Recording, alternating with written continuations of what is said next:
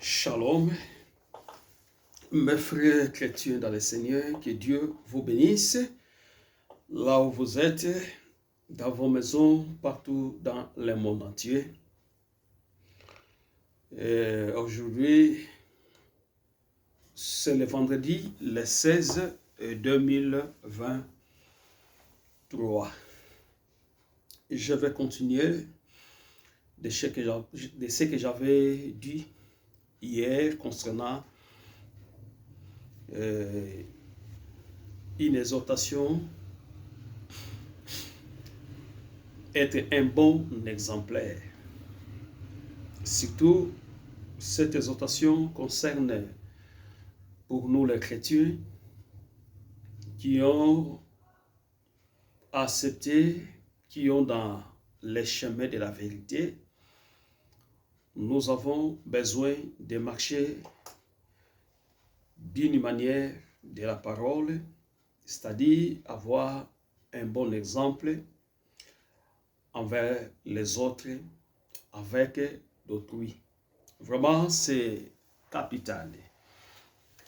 Aujourd'hui, je voulais aussi avancer quelque chose d'important par rapport à la marche chrétienne, des choses que nous sommes en train de voir chaque fois dans nos vies, dans la chemin de la vérité.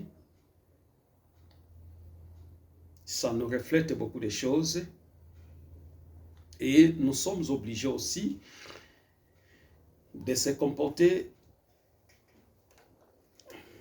de manière agréable. Parce que cette affaire, ça nous concerne en tant que les chrétiens. Nous sommes obligés de bien marcher, de bien se comporter d'une manière ou d'une autre. Parce que nous sommes la lumière du monde. La lumière, c'est quelque chose qui est merveilleux. C'est quelque chose que tout le monde prête son attention. Là où il y a les éclairs, là où il y a de bonnes choses qui peuvent attirer n'importe qui. Voilà. Et être un bon exemplaire, ça c'est la deuxième volume. Soki tozolinga toloba mingi tozala ba bon exemplaire, parce que étant que biso basali na Nzambe, nous avons beaucoup de choses à donner. Nous avons beaucoup de choses à faire. Nous sommes dans la masse, nous devons éduquer la masse, nous devons éduquer aussi l'environnement, et notre témoignage aussi doit être dans de bons sens, et pourquoi pas dans de bonnes dispositions dans laquelle nous sommes appelés à porter quelque chose dans la vie ou dans la société. Et voilà ce qui m'intéresse. Il y a un message oyo naza koya nango chaque fois na deuxième volume na yango ya kolobela tozala ba exemplaire. Pozala ba exemplaire parce que Bible yango moko ezoloba on donne ce que tu as. Topesaka kaka oyo biso tozali na yango. Donc quelqu'un qui n'a aucune, il n'a pas de droit à donner parce que akopesa eloko nini. Pamba te kati na ye azana eloko te oyo akoki kopesa epai ya bato. Mais muto yo apesaka bato, c'est-à-dire na kati na ye, azali na yango pe azali na biloko oyo ata soki apesi ye pe atikali na mosusu. Jamais yo zana sa selema na poche na yo ou na kati na ndako na yo okei okabisa otikali na eloko te. Là c'est l'hypocrisie ou l'orgueil.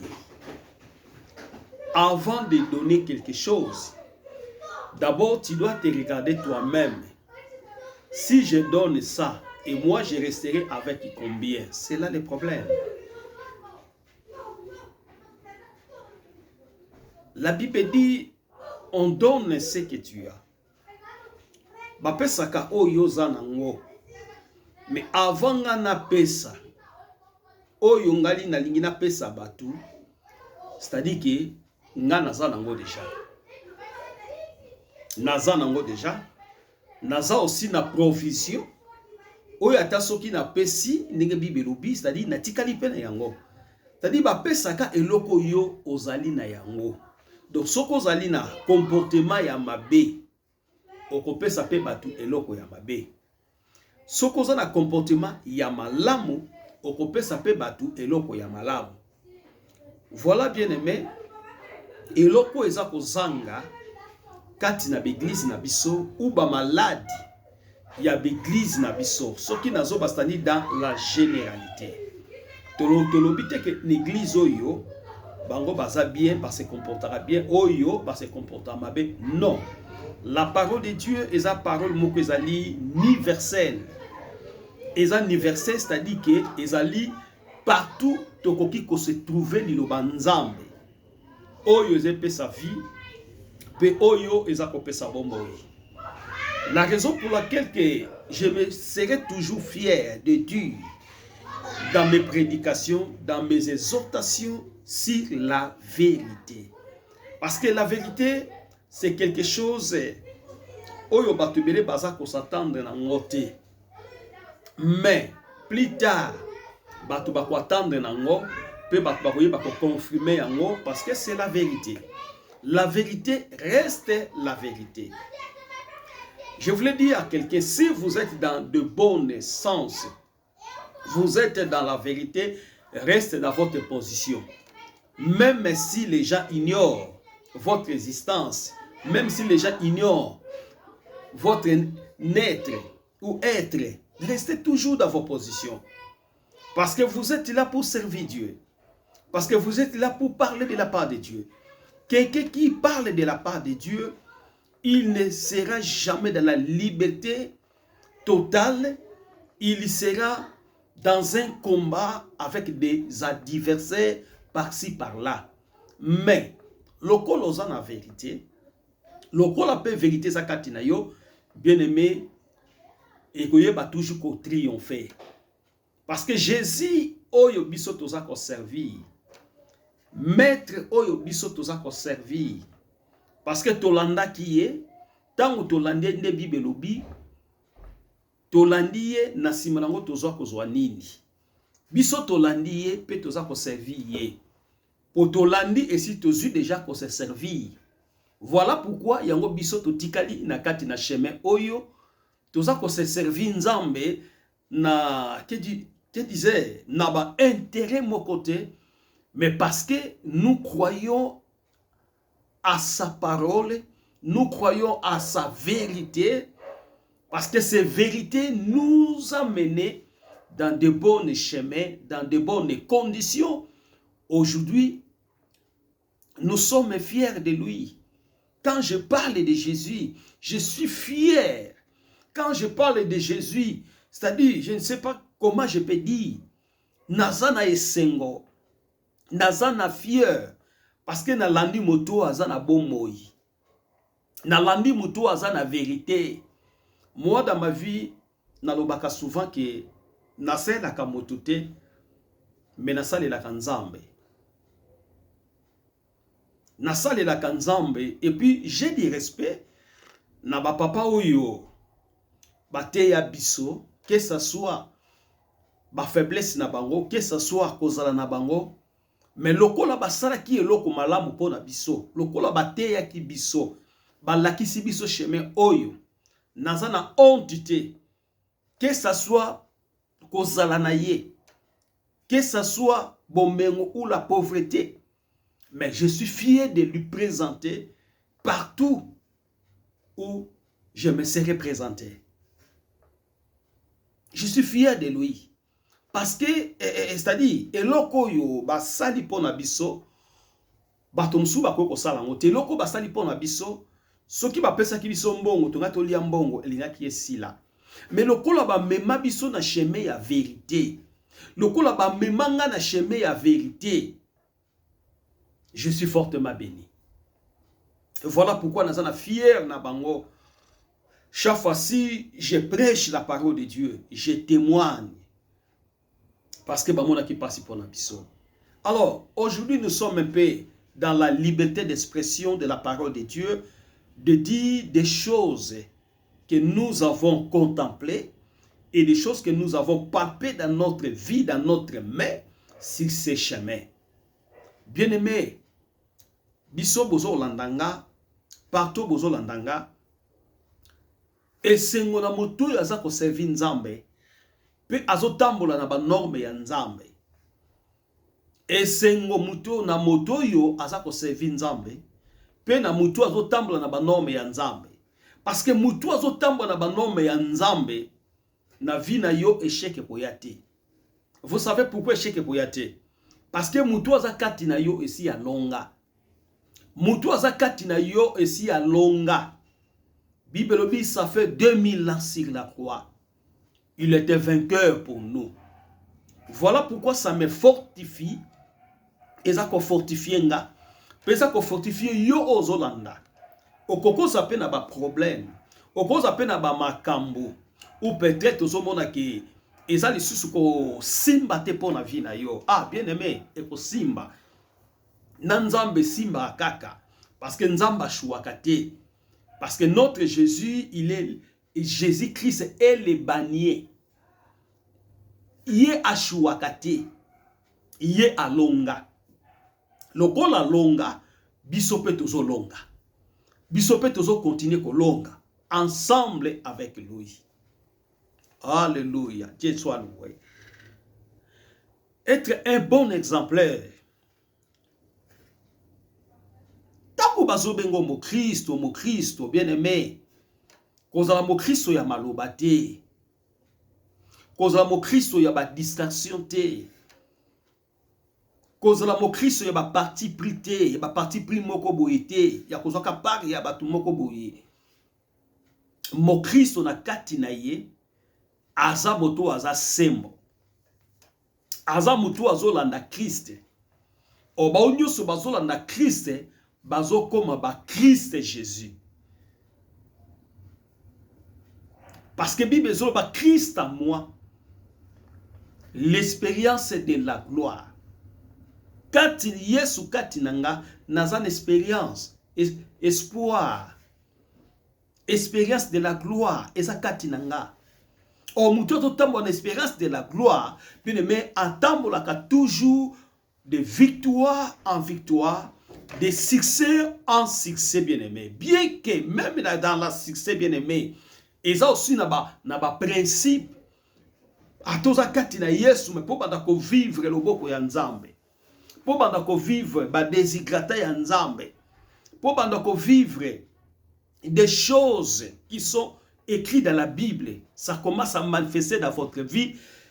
Vous devez marcher conformément dans la parole de Dieu. Okotambo la sembo ndenge liloba nzambe za koloba. Parce que Bible lobi na biso to kozala ba exemplaire. To pesaka oyo toza nango. Eloko nini yozo préparer pour pesa pa ya batu. Ozo préparer ko pesa batu na l'église. Eloko ya mabe. Ozo préparer ko pesa batu na église. Nourriture ezali, c'est-à-dire ya malamu te. Nourriture se peut ça va chrétien ba diarrhée. Nourriture se baby sa vie ba chrétien. Total lelo ba chrétien, le lenge baza ko se comporter.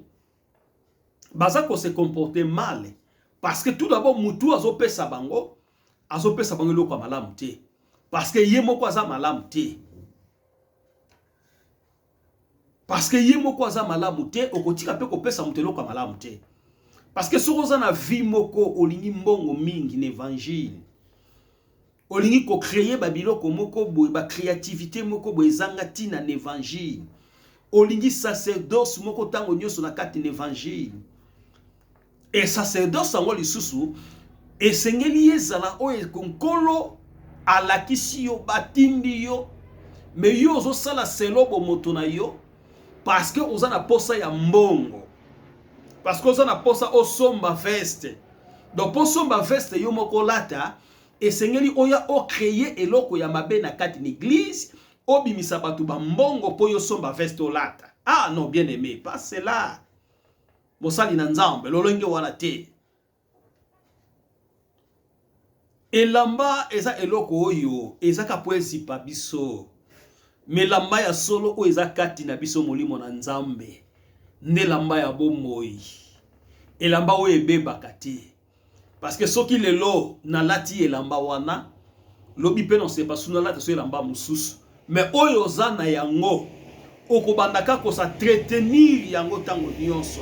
Okobanda toujours ko libar yango tango nyonso de façon que salité ekotate. Voilà pourquoi place wapi ba Kristo baza ko beba na nzela na biso basali na nzambe. Tozo te ya maloba nzambe ndenge sengeli te. To pousser ba besoin na biso mingi liboso évangile. To pousser ba posa na biso mingi liboso évangile. Non, bien aimé. To ko avancer te. To ko sala corps ya Christ te. To ko sala église ya solo te. Obi bezo ba que église sengeli za sanctifier.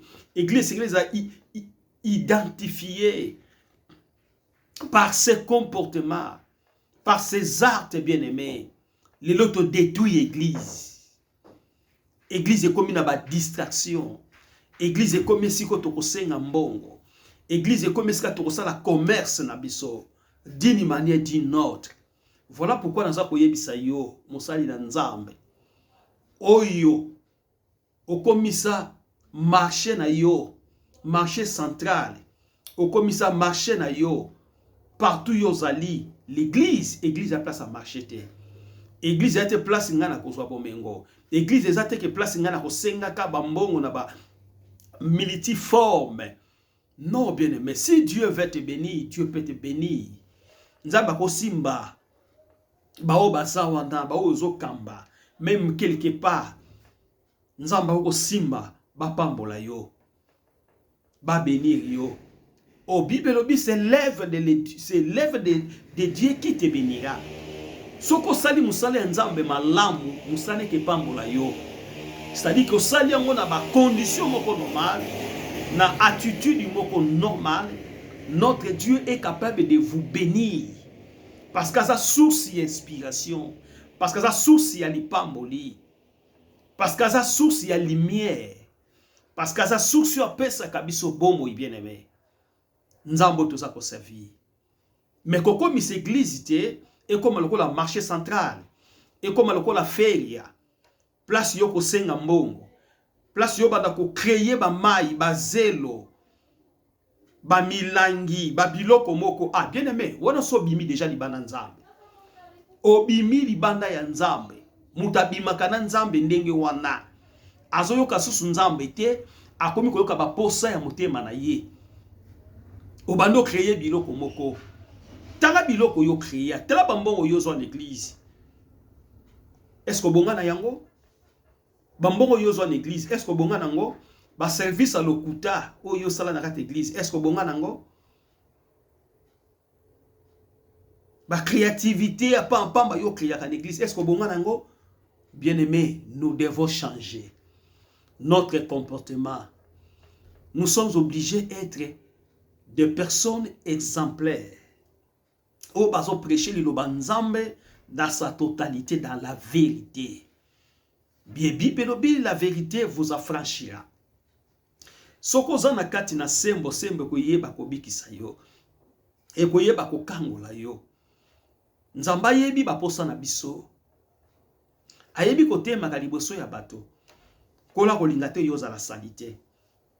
ayebi kote maraliboso abatu kola kolinga tozala salite akolinga tozala pantula kotoboka akolinga tozala elamba ya kobeba akolinga te ke sapatu na yo etengama ekoki kozala pe na tambo ko boye sapatu pe ko tengama ezaki nzamba zo lekiso na ekole na ye na sima ya ekole na sima ya formation mutu nyonso azwaka o eza brevet yo kozwa pe lifuti na yo o eza brevet na sacrifice yo zo sala na service yo zo servi nzambe nzambe awi bakotika yo te tozala babateli bampate ya solo ya lokuta te ya mensonge te ya ba service ya lokuta te kati na l'église na biso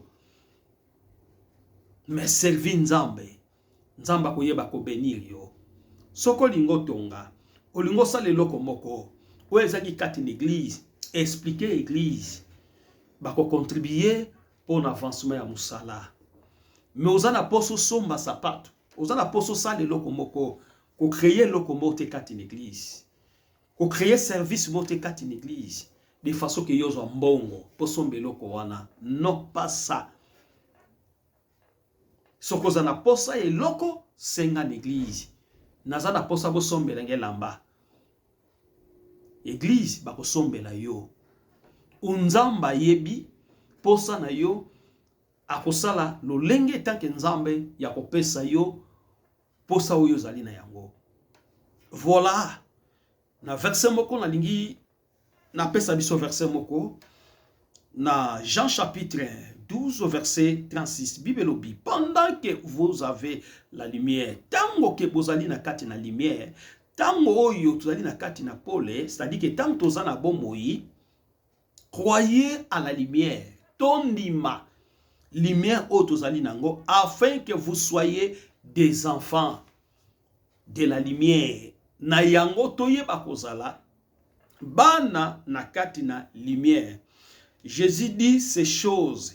Yesu alobi maloba oyo puis Bible lobi et puis il s'en alla na simanango akendaki pe akendaki komi bombama loué na bato bien-aimé. Liloba oyo lelo biso tozoyoka bien-aimé esengeli to pratiquer yango. Esengeli to sa to sadi to servi yango. Po lobi rosa pe na bolembu ya nzoto mais soko travailler qui na vérité les mêmes vérités que yeba ko sunga yo mais soko travailler qui na au travail qui na bosolo te bosolo wana e boyeba ko kima liboso na yo na so pesa conseil chers collègues hommes de Dieu pasteurs docteurs prophètes tous les 5 ministères toté à l'église dans la vérité tola kisabana nzambe vérité vérité nde ekoyeba kokangola vérité nde ekoyeba kosunga totika ba présenteri na l'église totika ba biloko ezanga tina na église mais to présenter bato Jésus et to présenter bato vérité to lakisa bato que Jésus tozo salela asekwa azana loboko ya papa ya mobali azosala service na yé tant que un intercesseur pour nous l'église bien-aimée. Chikanze ya unzambe tata apambola yo abomba yo. Oh serviteur, un homme de Dieu, zala un bon exemplaire. Oyozo pesa goût ndenge livre ya Matthieu chapitre 5 de verset 13 jusqu'à 14. Zala oazo pesa goût mais soki goût na yo e bebi bato bazana su na tina te soki service no mabele ki mingi bato bakokima yo po okozanga crédibilité parce que musala ozali kosala eza musala ya lokuta na le diable na yo boza ndenge moko na ba sorcier na yo boza ndenge moko parce que vous ne parlez pas de la vérité au koti au bimi libanda ya service ya nzambe. Voilà l'exhortation que j'avais préparée pour vous de près ou de loin. Bana nzambe, que ce soit bana nzambe te zala mwa miniti buke ya kolanda exhortation oyo partout yo kozala dans le monde entier et koyeba kosunga yo oyeba ko servir nzambe malamu susu ya koleka tika ya nzambe tata apambola yo. Abonnez-vous na chaîne Nabiso ya YouTube Fidèle 73 TV, Fidèle 73 TV, s'abonner, partager yango, ba notification na yango, chaque fois que vous s'abonner na chaîne Nabiso, vous allez décider, vous yoka vérité, et vérité ba ko kangola yo. Vous allez na mwasi na ndaku, yebisa yi asabone. Vous allez na bandeko na ndaku, yebisa bango ba s'abonner. Ozali na bana na ndaku yebisa bango ba s'abonner na chaîne ya Vérité Fidèle 73 TV eza chaîne chrétien oyo eyeselema pona bino eye po pesa bino bomoi eye po pesa bino vie eye po elongola bino voile oyo ezipaki miso na biso tango molai mais elle mema biso dans la lumière dans la vérité que tu vas servir Jésus-Christ étant que Seigneur et étant que Sauveur. Tikan Kolo Apambola Biso, dans l'ensemble, tous unis pour servir notre Seigneur Jésus-Christ. Amen, de près ou de loin. Amen. Shalom, shalom. Tukutani na 3e volume pour la Lobby le 17. Que Dieu vous bénisse. Amen.